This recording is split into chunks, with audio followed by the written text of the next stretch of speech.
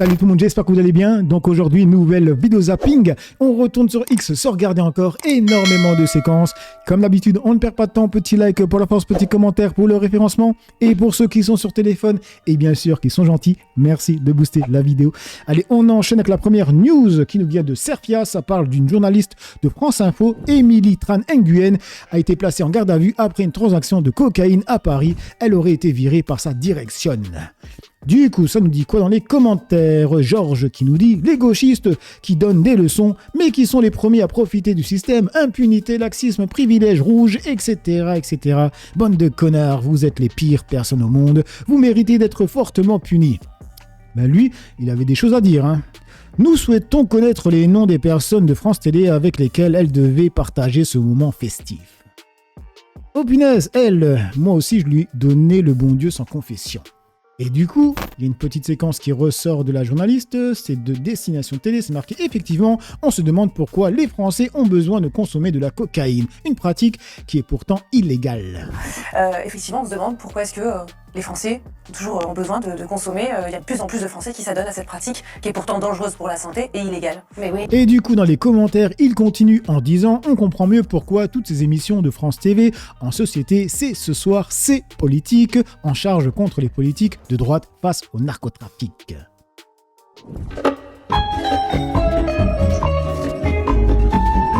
Ok, il y a quoi d'autre? Elle est exceptionnelle, elle. Pétasse, dégage, va te faire la morale à toi-même. Ferme ta gueule. Waouh, ils sont taqués les gens. Du coup, ah oui, alors cette news, on l'avait vu avec l'explosion à Monaco qui avait visé un Ukrainien et sa famille. Et du coup, on a la vidéo qui est sortie. Regardez-moi ça.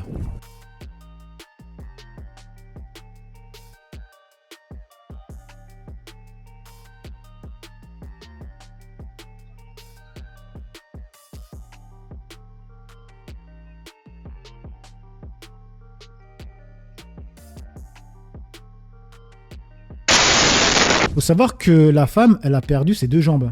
C'est une folie. Et on passe sur le compte de BFM, ça parle de l'affaire de Jubilard, et là c'est l'avocat de Jubilard qui dit il aurait pu tenter de revenir pour dissimuler ce corps, il ne l'a pas fait. Au hasard, il a choisi un lieu qui était propice finalement à la dissimulation de ce corps. Ça aurait pu être ailleurs, là c'était non seulement propice parce que c'était très près de la route, vous le savez, et en plus un tas de terreau, c'est quelque chose de très malléable, il n'a fait que creuser avec ses mains et enfouir le corps de Delphine. Bon, tout ceci bien entendu pose problème au niveau de la morale, mais en même temps, bon, il explique lui, et je crois que c'est clair, il explique que c'est un grand moment de panique et que là, pour lui, il a trouvé cette solution qui n'était pas, à mon sens, la meilleure. La meilleure pour lui, afin d'essayer de passer au travers des mailles de la justice, c'était bien évidemment de faire ce que certains ont pu tenter de dire, reprendre le corps, faire un trou, l'enterrer à 1 mètre de profondeur, mettre une toile, comme on le fait régulièrement dans ce genre d'affaires ou comme on le voit dans ce genre d'affaires, dissimuler le corps sous une toile afin que les animaux ne le sentent pas, recouvrir, mettre des branchages, et c'était, pardon de le dire, c'était terminé. Il n'est pas revenu, et je crois que c'est très important dans le cas de la dynamique psychologique qui est la sienne. Il aurait pu tenter de revenir pour dissimuler ce corps, il ne l'a pas fait, et ça je voudrais que tout le monde l'entende de manière définitive. Et du coup, il y a le compte M6Kiss qui répond à BFM en disant « J'en peux plus des avocats de Jubilard, le type a mis Delphine, la mère de ses enfants, dans un tas de fumier qui a ensuite été déchiqueté dans une machine agricole au fil des mois pour être répandu dans un champ. On se rend compte de l'horreur du truc. » Et il y a une personne qui répond en disant « Attends. Si le corps a été déchiqueté au fil des mois avec une machine et s'est répandu dans le champ, donc ça s'est mis dans les récoltes et donc les gens qui ont mangé les récoltes ont aussi mangé du corps désintégré d'une femme. » Oui, c'est exactement ça. C'est une folie. Et du coup, on passe sur le compte de Kunta Venakinte qui a tweeté « Entendre ce matin sur Fashion News ce flic se plaindre que les élus de l'FI surveillent les bavures policières et demandent les rapports de l'IGPN prouve que font le travail face à une police qui tue et à qui l'on a désormais offert un permis de tuer. » Monsieur Benedetti, quand vous dites que les discours anti-police sont marginaux, je veux dire pas tant que ça, parce que quand on voit aussi les scores que font aujourd'hui la France Insoumise, quand on voit ce que disent les députés... Oui, ils sont pas majeurs. C'est minoritaire. Non mais ils sont mais disons qu'ils parlent très fort, ils parlent beaucoup plus fort. D'accord. Et leur parole est écoutée, surtout au ministère de l'Intérieur, je peux vous dire, parce qu'à chaque fois les rapports, quand ils demandent des rapports de l'IGPN, c'est eux qui les obtiennent. Hein. Oui, Jean-Luc Mélenchon, par ailleurs, on n'est pas à l'abri qu'il finisse au 2e tour de l'élection présidentielle. Donc quand on dit marginaux, ouais, pas plus tant que ça. Et il y a le compte Ayama Self je crois que ça se dit comme ça, qui dit « Désolé de le dire, mais le policier est tellement con qu'il devrait savoir que le ministre de l'Intérieur, comme les autres, rend compte aux élus du peuple. Si d'autres députés ne demandent pas de rapport de l'IGPN, c'est leur droit. Mais c'est une obligation de rendre des comptes aux parlementaires, en plus lorsqu'on voit comment cette institution est dirigée. » Et on passe sur le compte de Focus avec Laurent Wauquiez. Alors cette séquence, on l'avait vu avec Laurent Wauquiez qui était tout content avec ses 3 clims. Et regardez, il y a une nouvelle séquence, donc il a ramené d'autres clims dans un autre hôpital. Le mec, il est au taquet parce que va y avoir les présidentielles, tout simplement.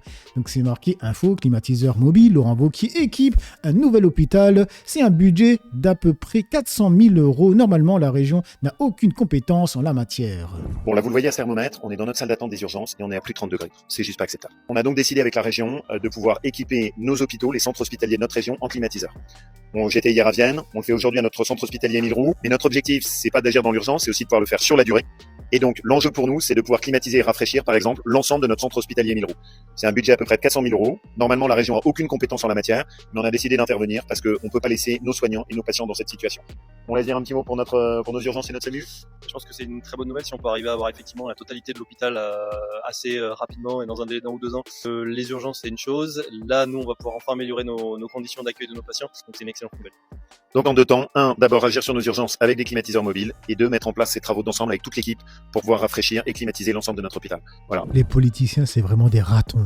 C'est vraiment des rats. Du coup, on enchaîne avec Kunta Bankinte encore et c'est marqué, ce sociologue rappelle ce matin que les sondages... Ah oui, je vous avais demandé en fait, est-ce que vous avez déjà été sondé? Moi, jamais de ma vie. Et là, j'ai eu ma réponse. Regardez comment les gens sont sondés. Les sondages, alors, peut-être pour rappeler rapidement, sont réalisés aujourd'hui via ce qu'on appelle des access panels, c'est-à-dire des gens qui sont inscrits sur des panels en ligne et qui sont sollicités toute la journée pour répondre à des questions. Alors majoritairement, la plupart du temps, ce sont des questions qui vont porter sur des études marketing, commerciales pour les grandes entreprises, et puis ce sont les mêmes personnes qu'on va solliciter pour les études d'opinion. Il y a quelque chose qui est intéressant à avoir en tête.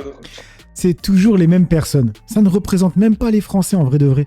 C'est que les gens qui sont inscrits sur leur délire. Biais de ces panels, c'est que des études, notamment des études de l'INSEE, ont montré que les gens qui étaient inscrits sur ces panels étaient plus politisés que la moyenne, suivaient plus l'actualité, suivaient plus les médias par exemple que la moyenne des Français, et en ce sens il y a aussi une petite distorsion des gens qui sont interrogés, qui ne sont pas parfaitement à l'image de la population. Ça c'est quelque chose qui est important à avoir en tête, parce que plus on va s'intéresser, plus on va s'approcher du jour réel de l'élection, plus une grande partie de la population française sera, disons, entrée dans l'élection, au sens où s'y intéressera de près, aura eu de nombreuses discussions avec ses collègues, aura eu des tracts sur les marchés, on aura parlé en famille, etc. etc.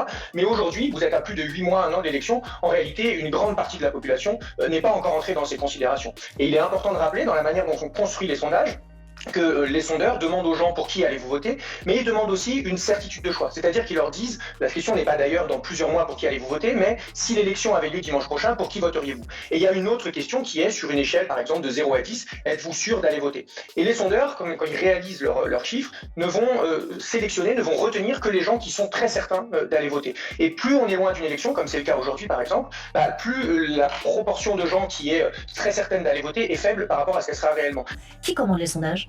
Est-ce qu'un parti politique, est-ce qu'un mouvement, est-ce qu'une entité peut commander un sondage à un instant, à inventer une espèce de photographie? Vous avez raison, c'est une question importante. Ça permet de rappeler que les instituts de sondage sont des entreprises privées qui réalisent des sondages pour le compte de clients. Alors ces clients peuvent être des partis politiques, effectivement, des associations, des ONG. Dans le cadre des sondages d'intention de vote, ceux qu'on va voir le plus à la télé, ceux dont vous parlez, ce sont souvent les médias qui les commandent et qui les commentent par suite. Et donc c'est peut-être aussi une responsabilité collective, c'est-à-dire une responsabilité des personnes comme vous et moi qui allons les regarder, mais aussi une responsabilité des médias de ne pas trop faire dire à ces chiffres autre chose que ce qu'ils sont. Et on voit dans un certain nombre de chaînes, dans un certain nombre de médias, une tendance à, disons, donner une place beaucoup trop importante à ces chiffres, c'est-à-dire à suivre l'élection à travers... Voilà, en gros, ça vaut rien les mecs, ça vaut rien, on s'en doutait.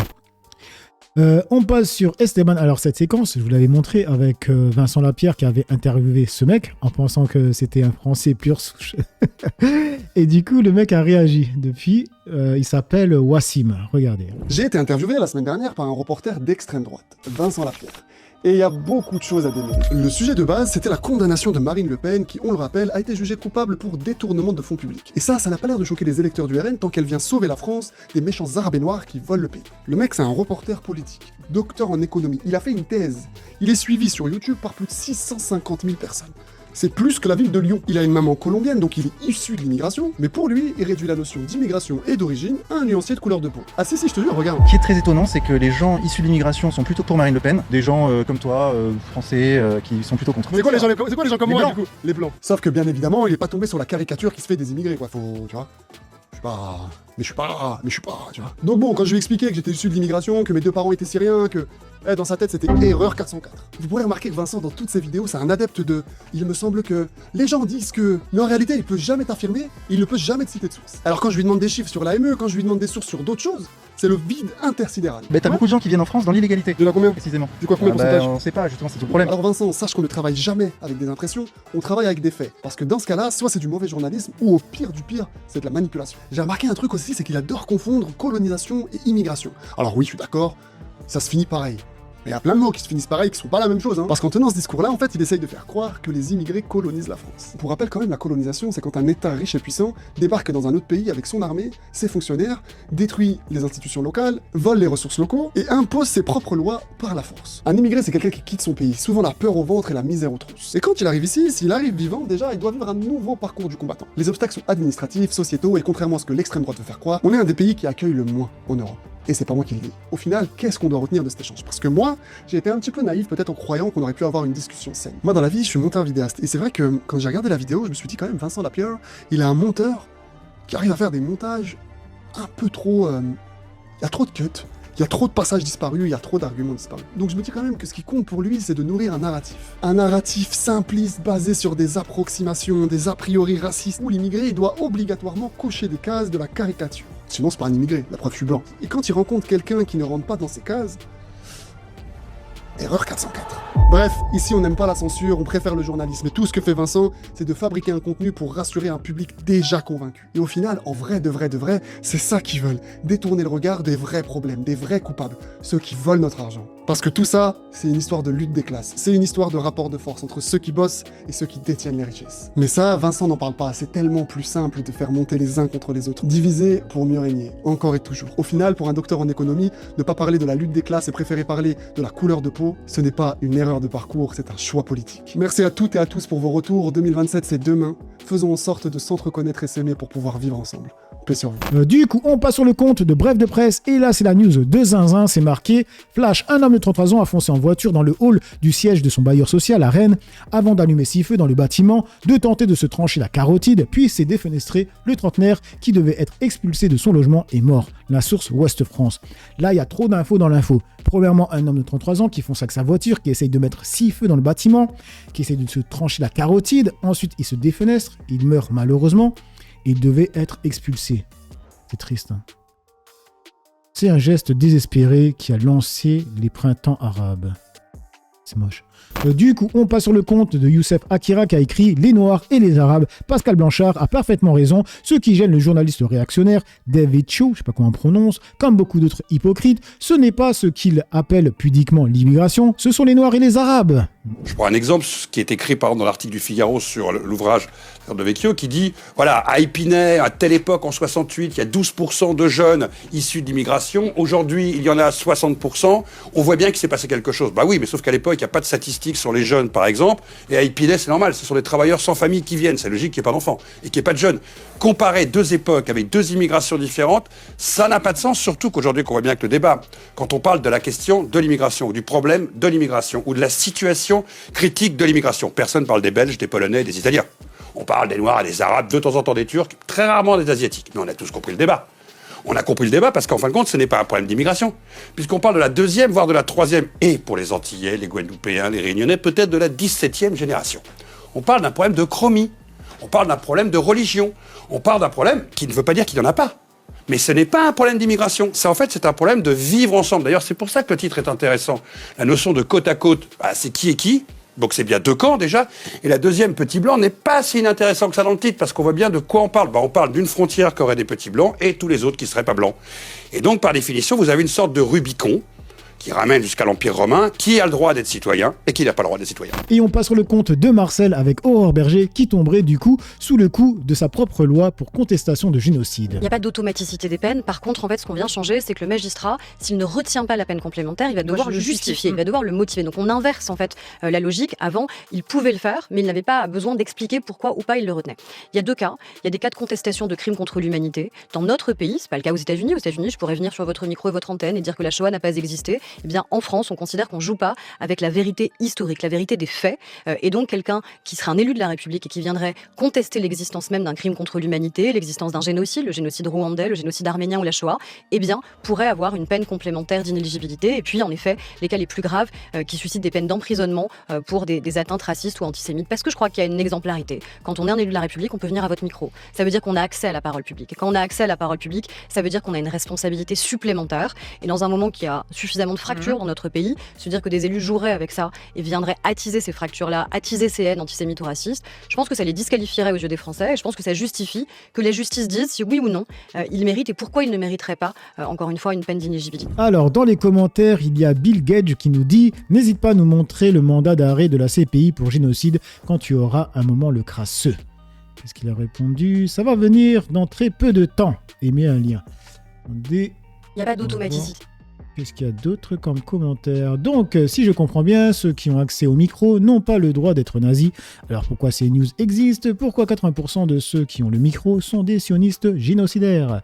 Jules qui dit « Le sommet du ridicule, Aurore Berger, une menteuse patentée, venir en soutien de la vertu vérité. » L'État français serait condamné pour continuer de diffuser la reconnaissance officielle du génocide du peuple rome pendant la Seconde Guerre mondiale. Je pense qu'elle s'est tellement habituée à son impunité qu'elle ne se rend même pas compte qu'en effet, elle serait condamnée par sa propre loi. Et on termine avec Focus, avec une séquence avec des colons qui ont bloqué un camion et qui ont pris tout ce qu'il y avait à l'intérieur. Donc c'est marqué, des Israéliens ont intercepté un camion à destination de Gaza et ont saisi le matériel qu'ils transportaient.